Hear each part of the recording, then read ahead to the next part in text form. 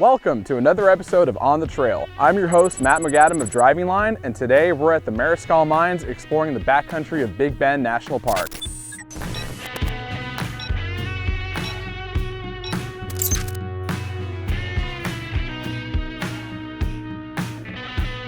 I'm joined today by Kristin Cline, Editor-in-Chief of Driving Line, and Nitto Pit Crew member Scott Willeford. Yesterday we ran River Road Trail. It was an amazing scenic trail down by the Rio Grande Valley, and it ended us right here at the junction of Black Gap and River Road, where we camped for the night. It was a great night of camping, fantastic weather. We made some great food, woke up this morning, had breakfast, got in the trucks, got loaded up, and came out here to the Mariscal Mines. And although it is a really rugged and remote area here, it's actually one of the most remote national parks in the United States. People have been making a living out here for thousands of years, and it's really evident with these mines behind us and all the other historical sites you can see out here in Big Bend. So Kristin, with so much to see out here and so much to do, what is the suggestion you would give for somebody who wants to come out here and visit Big Bend?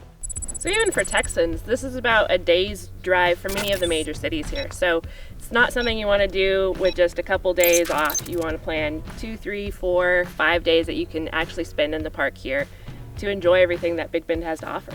Scott, what would you recommend for somebody who wants to bring a vehicle out here? What are some of the expectations they should have in mind before they come driving out here? You definitely want to bring a high clearance vehicle out here.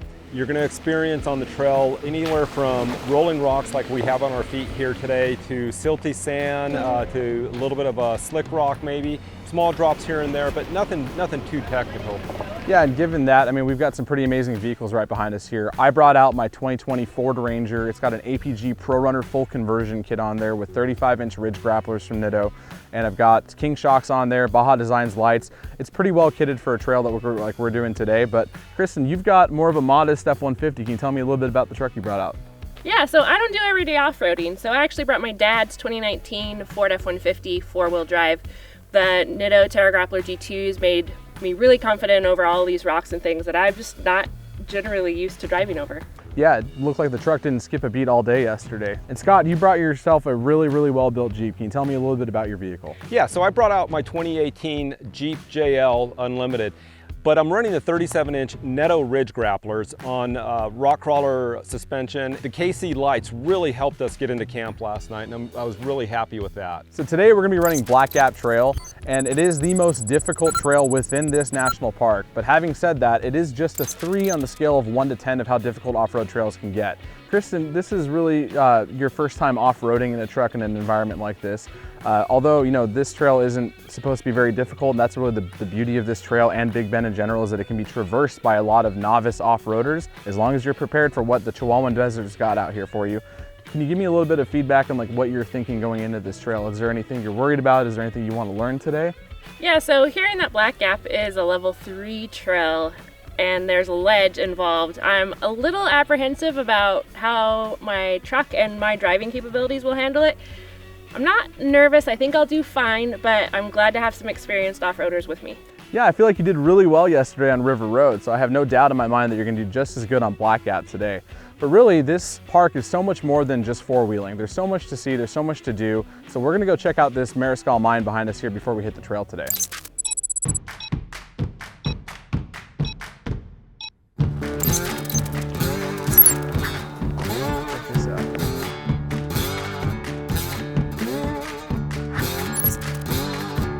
You know, they say to not touch any of the bricks around here because they still contain mercury. So I'm trying to keep my hands off of stuff because mercury poisoning is not fun. It messes with your mind.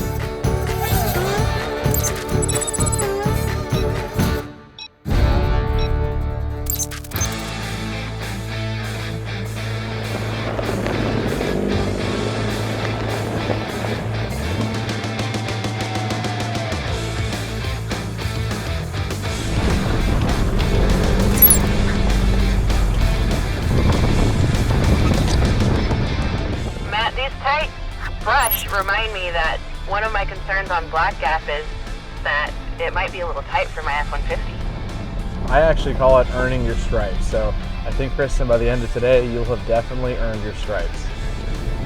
By that, do you mean I'm going to owe my dad a wax job on the truck? Well worth it though, right?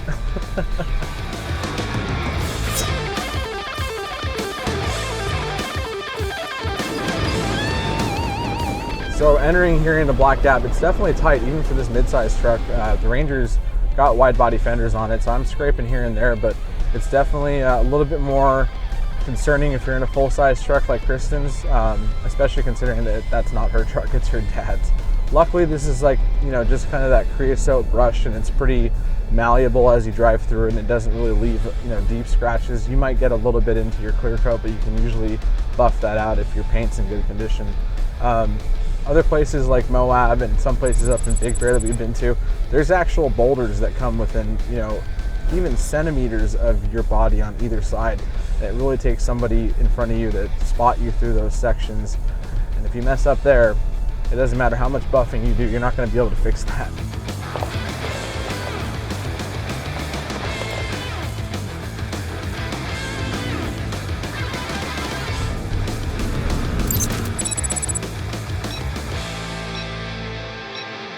So right here, it looks like we got a couple of different lines.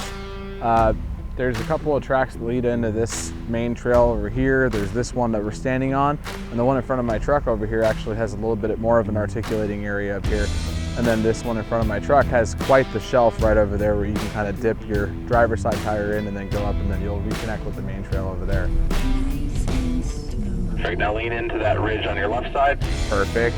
Come up a little bit, driver. Straighten out. Go a little bit passenger, just a little bit. A little more. Now straighten it out. Keep coming forward. You're going to drop your driver's side down. You're going to drop your passenger side up, mate. Just going to go a little bit straight. There you go. Keep going slowly. You're doing great. Go straight on through and you got it. Woohoo! That's the first time that I went in four-wheel drive during this whole trip. Yeah, that's actually the beauty of this trail, is like most of it is easy, and that's why it's rated at a 3 on the 1 to 10 scale. But when you have certain areas like this that are still part of the trail, it's very important to note that we didn't go off the trail here. It is part of the route, that you can take a little bit of a more difficult line like Scott just took, and you were able to max out your articulation on the front end. I could hear the tires getting up in the fender there a little bit, and you were able to max it out. I mean, that's typically not something you could do on a level 3 trail. So pretty cool, huh? Yeah, that's super cool. I mean, but for me, the exciting part was watching the stock F150 I know. go through in front of me. That, I was stoked. And you put it in 4 high for that?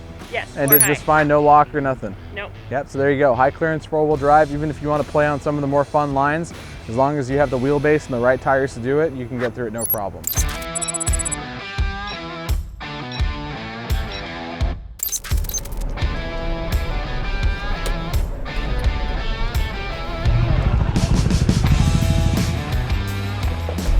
So coming out here, you know, for a couple of days, 2 nights, 3 days, as always, we have an essential packing list. You definitely want to have enough food and water for each person who's going to be in your vehicle. You want to have tools to make sure you can make any trail repairs as necessary, because there's not any services out here. And you definitely want to have fuel with you as well, so you can make sure that you're not going to run dry before you get back into civilization. Even though I'm on the trail with 2 experienced wheelers, I packed to be self-reliant. So I packed a full toolbox with all the regular stuff that I would normally pack on my classic car runs, in addition to some extra tire stems, a breaker bar, a piece of wood, things that might be useful in a trail environment like this, because this is about as remote as you can get in the US. So whenever I come out into the backcountry, a couple of things that are very essential to bring along is first aid is absolutely essential, simply because if it's going to stick you, bite you, or poke you, it's out here. Communication is essential. Here in Big Bend National Park, don't come out here expecting to find your cell phone signal or a Starbucks or anything like that. You have to be completely self-supporting. So another thing I pack out here is a satellite communications device.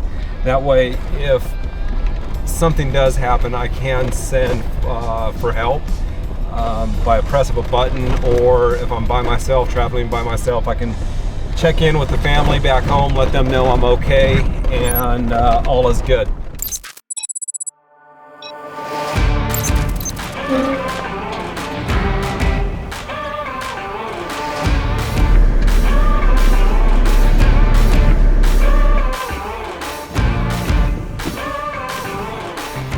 got a couple of ledges here, but it looks like there's no real like defined like two lines. It looks like just a single lane through here. My first inclination would be to probably put your passenger tire into this rut, and then keep your driver's side tire high up on this rock, and that'll avoid you from hitting your undercarriage on this edge right here. As with most obstacles on easy trails like this, it's been filled in with a bunch of rocks. So this is something that could be good or bad depending on what your level of comfort is on a trail, but I think for what we're doing today with your level of comfort in your vehicle, this is probably going to be beneficial. I'm still a little nervous about this. This is doable with a full-size truck, no problem. What you can do is you can put it in 4 low and drop it down into first gear on your column shifter, and it will just creep its way down, and all you have to do is just modulate the brake pedal a little bit. You don't need to give it any gas, it will just do all the work for you. I'll try that. There we go. You're good right there. Keep that line. You're doing great. Keep coming. You're gonna fall into that. You're okay. Got a little bit of hit on your skid plate, not too big of a deal. Keep going. A little slowly, slowly. That's it. You did it. Yeah. That wasn't so bad. High five, man. Heck yeah. This thing did great. I think one of my favorite things about off-roading in general is just like coming out and finding these amazing scenic places that you couldn't otherwise get to with a normal car, and then going home and sharing these experiences with my friends and family, and hopefully someday bringing them out here and you know, watching them get to experience it for the first time the way I did, and kind of get the same feelings of like, you know, I'm just in shock and awe of how beautiful this place is. And I know a lot of them would have the same feeling when they're out here.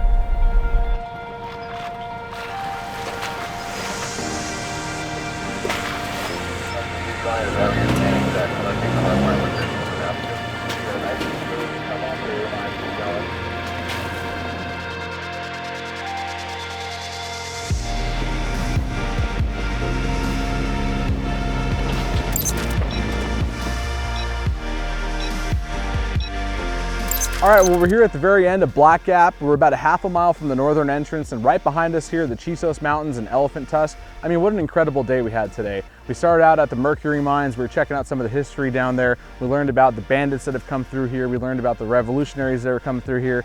I mean, it's just such a hostile, deadly environment out here. I just have to ask, why do people come out here and do this for fun? I love that it's so remote and we can just walk out in the middle of the desert, don't see a single person. I mean, we passed a few people, but very few people have we seen the last couple of days that we've been out here. Yeah, absolutely. And this is your first time out here as well as mine. Scott, you've been out here before, so why do you continue to come out here for leisure and have fun? You know, simply put, because it's here. I think Big Bend and Black Gap is one of the most underrated places in the United States. Yeah, it takes effort to get here, but the rewards that you gain once you're here are endless. So Black Gap was actually a really nice trail. There was so much to see, and we actually got to do a few different obstacles that had different difficulty ranges. For somebody who hasn't done a lot of off-roading or any desert off-roading, what did you think of the trail? Black Gap Trail was the perfect trail for a beginner off-roader and a stock four-wheel drive F150 to explore off-roading in. It offered different obstacles, articulations, steps, ascents and descents, and you know, I got to learn my comfort level with the vehicle and the trail. I got to basically learn that I needed to let the truck and the tires do the work for me and really just kind of like go with the flow. Coming out here with experienced off-roaders to guide me along the way made it no pressure. I didn't have any doubts that I was going to make it through, and I feel so much more confident on going out for my next adventure now. Yeah, you did fantastic out there. You took direction perfectly and you put the truck exactly where I needed you to be, and you did great. So I do have to mention that, you know, even though this is a 3 on the scale of difficulty from 1 to 10, Black Gap is definitely a trail that you're going to want a high clearance 4x4 vehicle on. I wouldn't take a crossover vehicle or just something that's got all-wheel drive, because it is going to take a little bit more than that to get over some of these obstacles. Scott, would you agree with that? I would absolutely agree with that. You know, being the follow vehicle today and watching Kristin take that stock Ford F150 through some of these drops and watching the articulation of the back end and seeing all of that, you absolutely have to have a four-wheel drive, high clearance vehicle to get through some of this stuff. And although Big Bend National Park doesn't have a lot of difficult off-road trails, I think really the difficult part about coming out here and why we do the series out here is because of the remoteness and the vastness of this park. I mean, we are miles and miles away from the nearest services. We haven't had cell phone reception in days. there's really a rugged remoteness to this land, and if you're not prepared for it, then you're not going to have a good time, and if something goes wrong, it could have grave consequences. So one thing I just want to reiterate is that having the essential packing list for what you need out here is definitely something you want to do before you even hit the road. We're talking food and water for everybody. Make sure you have enough tools, a spare tire. You want to make sure you have all your camping essentials, and of course you want to make sure that everybody has their vehicles prepped and ready to hit these trails. But like I said, these trails don't require a fully built Jeep or a fully built Ranger. You can come out here with a normal truck that's got four-wheel drive capability and some all-terrain tires, and you can have all the fun in the world just like we did over the last trail over here that we did, as well as River Road that we did yesterday. And guys, we'd like to thank you for joining us out here at Big Bend National Park. We'd also like to thank Nitto and Driving Line for having us out here. And if you guys enjoyed this series, please like, subscribe, and share below. And if you guys have a suggestion for a trail that we should hit next, drop it in the comment section. We'd love to hear about it. And we'll see you guys next time on the trail. Bam!